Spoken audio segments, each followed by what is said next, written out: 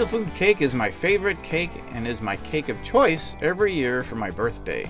I love it, usually with vanilla ice cream and strawberries. I had to make 3 Angel Food cakes when making this course and ate more than my fair share of all of them. Not that I'm complaining, although my waistline is. In this course, you'll learn the food science behind all the ingredients, including what they are, where they came from, and what they're doing in Angel Food cake. Then you'll learn about the processes that make this awesome dessert.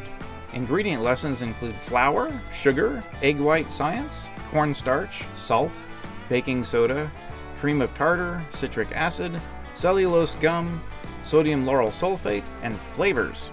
Process lessons include cake leavening and baking cakes at high altitudes.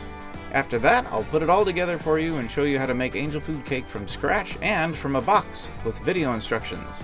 The inevitable bloopers are included for your entertainment.